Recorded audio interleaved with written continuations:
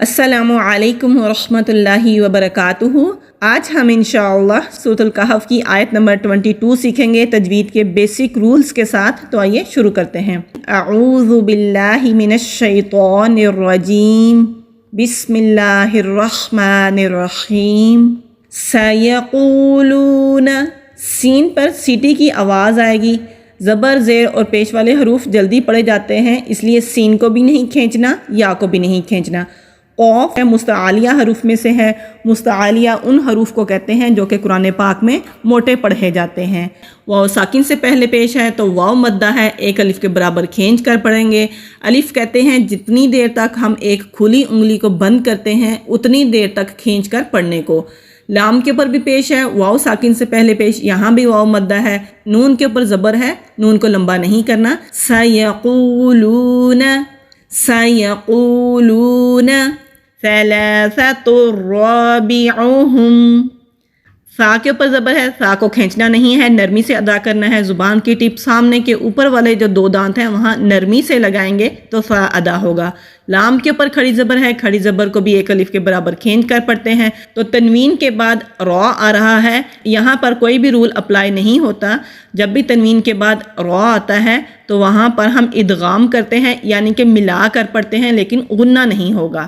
عین حروف حلقی ہے، حلق سے ادا ہوگا۔ ہا حروف حلقی ہے، حلق سے ادا ہوگا۔ میم ساکن پر اظہار ہوگا، یعنی کہ میم کی آواز کو کلیئر ادا کریں گے۔ کلبہم، کاف باریک پڑھیں گے کیونکہ یہ باریک والا کاف ہے۔ میم ساکن ہے تو یہاں پر چھوٹی سی جیم بنی ہوئی ہے، یعنی کہ وقف کی علامت ہے۔ آپ رکنا چاہیں تو رک سکتے ہیں، نہ رکیں تو کوئی حرج نہیں ہے۔ تو یہاں پر ہم رکیں گے تو اسی طرح سے میم ساکن ہی پڑھا جائے گا۔ سیقولون ثلاثۃ رابعہم کلبہم ویقولون خمسۃ سادسہم۔ واو جب ادا کریں گے تو ہونٹوں کو اچھی طرح سے گول کر کے ادا کریں گے۔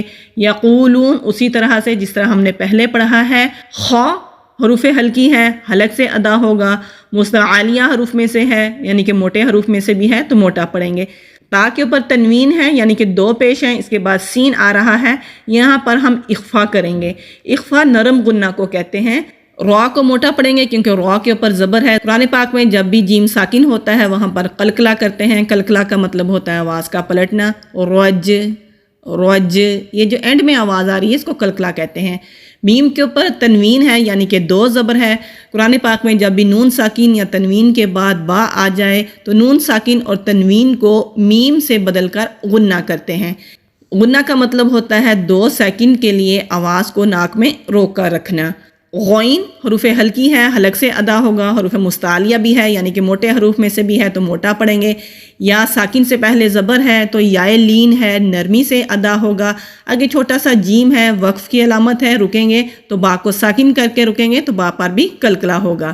وَيَقُولُونَ خَمْسَةٌ سَادِسُهُمْ كَلْبُهُمْ رَجْمًا بِالْغَيْبِ وَيَقُولُونَ سَبْعَةٌ وَثَامِنُهُمْ كَلْبُهُمْ۔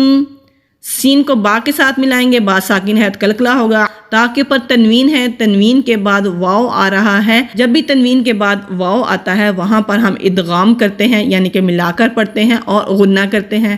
2 سیکنڈ کے لیے آواز کو ناک میں بھی روک کر رکھتے ہیں۔ فا کے اوپر زبر ہے، آگے خالی الف ہے، الف مدہ ہے، ایک الف کے برابر کھینچ کر پڑھیں گے۔ وَيَقُولُونَ سَبْعَةٌ وَثَامِنُهُمْ كَلْبُهُمْ قُلْ رَبِّي۔ قوف کے پر پیش ہے، لام کے بعد را آ رہا ہے تو یہاں پر ادغام ہے لام اور را کا۔ تو را کے اوپر کیونکہ تشدید ہے اس لیے ہم زیادہ زور را کے اوپر دیں گے اور لام کی آواز کو را اور قوف میں مدغم کر دیں گے، یعنی کہ جذب کر دیں گے، تو اس لیے لام ادا نہیں ہوگا۔ با کے نیچے زیر ہے، یا کے اوپر لہر والی مد ہے، آگے حمزہ آ رہا ہے، تو جب اس مد کے بعد آگے حمزہ آ جائے تو اس کو مد منفصل کہتے ہیں۔ تو پھر اس مد کی مقدار 3 سے 4 الف کے برابر ہو جاتی ہے، یعنی کہ جتنی دیر تک ہم اپنی 3 یا پھر 4 انگلیاں بند کریں اتنی دیر تک کھینچ کر پڑھتے ہیں۔ اعلم، پہلے حمزہ کی آواز، پھر عین کی حلق سے قُلْ رَبِّي يعلم بعدتهم ما، عین کو دال کے ساتھ مضبوطی سے ملائیں گے کیونکہ تشدید والا حرف مضبوطی کے ساتھ ذرا رک کر پڑھا جاتا ہے۔ ہاں حلق سے ادا ہوگا، میم ساکن کے بعد میم آ رہا ہے، تو جب بھی میم ساکن کے بعد میم آئے تو دونوں کو ملا کر غنہ کریں گے، یعنی کہ 2 سیکنڈ کے لیے آواز کو ناک میں روک کر رکھیں گے۔ الف مدہ بھی ہے تو 1 الف کے برابر کھینچ کر پڑھیں گے۔ یعلمہم، یا کو عین سے ملائیں گے، جھٹکا نہیں دیں گے، عین کی آواز حلق سے ادا ہوگی۔ ہاں حروف ہلکی ہے، میم ساکن پر اظہار ہوگا یعنی کہ کلیئر ادا کریں گے۔ حمزہ کو لام سے ملائیں گے، خالی الف سے پہلے زبر ہے تو الف مدہ ہے، 1 الف کے برابر کھینچ کر پڑھیں گے، اس کو الا نہیں پڑھیں گے، الا مضبوطی کے ساتھ ادا کریں گے۔ قوف موٹا پڑھیں گے، یا ساکن سے پہلے زیر ہے تو یائے مدہ ہے، 1 الف کے برابر کھینچ کر پڑھیں گے۔ یہاں پر چھوٹا سا 5 اور قوف بنا ہوا ہے، یہاں پر ہم وقف کریں گے، رکیں گے تو لام کو ساکن کر کے رکیں گے۔ قُل رَّبِّي أَعْلَمُ بِعِدَّتِهِم مَّا يَعْلَمُهُمْ إِلَّا قَلِيلٌ۔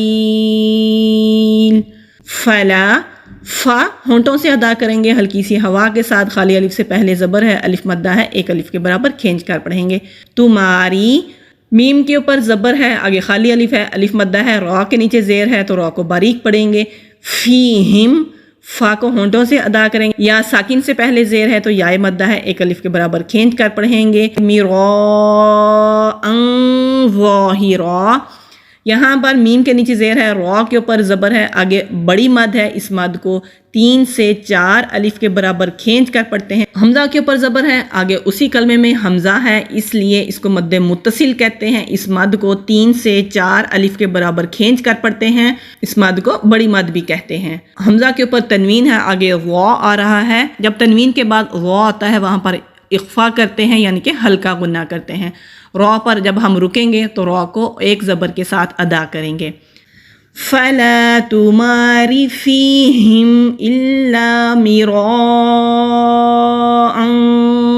ظَاهِرًا۔ فِيهِمْ مِنْهُمْ، یہاں بھی میم ساکن کے بعد میم آ رہا ہے یعنی کہ ادغام شفوی کریں گے، میم کو میم کے ساتھ ملا کر پڑھیں گے اور غنہ کریں گے۔ احدا، ہا حروف ہلکی حلق سے ادا ہوگا، دال کے اوپر تنوین ہے، آگے وقف کی علامت ہے، رکیں گے تو دال کو 1 زبر کے ساتھ ادا کریں گے۔ سَيَقُولُونَ ثَلَاثَةٌ رَّابِعُهُمْ كَلْبُهُمْ وَيَقُولُونَ خَمْسَةٌ سَادِسُهُمْ كَلْبُهُمْ رَجْمًا بِالْغَيْبِ وَيَقُولُونَ 7 وَثَامِنُهُمْ كَلْبُهُمْ قُل رَّبِّي أَعْلَمُ بِعِدَّتِهِم مَّا يَعْلَمُهُمْ إِلَّا قَلِيلٌ فَلَا تُمَارِ فِيهِمْ إِلَّا مِرَاءً ظَاهِرًا وَلَا تَسْتَفْتِ فِيهِمْ مِنْهُمْ أَحَدًا۔ جزاک اللہ خیرا کثیرا وبارک اللہ فیکم۔ السلام علیکم ورحمۃ اللہ وبرکاتہ۔